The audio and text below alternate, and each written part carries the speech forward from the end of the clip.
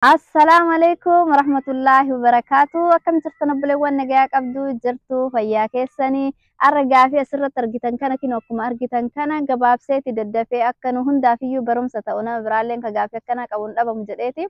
gabaabsee dafee isinii deebisuuf inshallah gaafiin akkuma isin asirratti argitan kana Assalamualaikum warahmatullahi wabarakatuh. Baay'ee bareedaadha. Ani hospitaalatti fayyadameera gaafa ciniinsuu qabu. Daa'ima jalqabaa irratti garuu gaafas ciniinsuun baay'ee natti cimee baay'ee irra taa'uu hin dandeenye. Waggaa 6 turee jira eeganii fayyadamee alhamdulillah amma haadha daa'ima afuriiti maashaallah tabaarakallah. Haadha daa'ima afurii taheera kanin itti fayyadame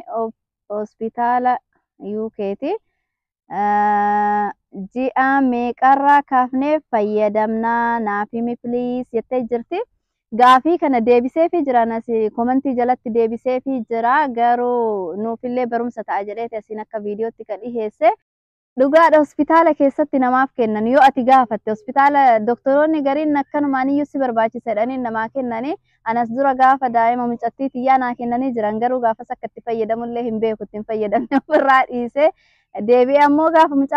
mucaa kiyyaa kadhuma dhihoo da'e kana ofumaa kiyyaa gaafadhe osoo isaan naan kennini ofumaa kiyyaa gaafadhe gaafachuu qabdayyoo isin hin kennin yoo dhukkubbiin keessan ka yeroo ciniinsuun isin qabu san isin qabee isin gadhiisee boqonnaa isinii kennu haga ciniinsuun biraa isinitti deebi'uuf boqonnaa jidduutti argattan ta'e yeroo sanitti itti fayyadamuu dandeettan garuu yeroo akka dhukkubbiin isinitti cimaa deemuun hojjechuullee dadhabdanii dhugaa isiiti anis dhumarratti yaalee garuu hojjetuu dadhabee dhiisee jira yeroo duraa haganatti hin cimin duratti hojjedheeti akkanatti cimaa dhufuun hojjechuu dadhabee dhiisee yeroo ciniinsuun namatti jabaatutti waa hojjetuu hin dandahanii hoo isinirraa kalaafu ta'e hojjedha yeroo sanitti gaafadha doktor isin haa kennatu hin taa'ina hin ciisina ciisichuma isiniin godhu yeroo ciniinsuun isin qabetti fayyadamaa hoo ka jidduudhaan ciniinsuun isin dhiiftee boqonnaa qabdan ta'e yoo boqonnaa hin qabne immoo akka malee nama dhukkuba hin dandahanii garuu boqonnaa qabaattan ennaan hin ciisina ciisichuma isiniin godhu waan cimaatu isinitti as deemaa jira ofitti hin dhiisina ciniinsuu jala hin ciisina irraa fuudhaatti fayyadamaatti hojjedha isin jedha akka malee isin gargaara.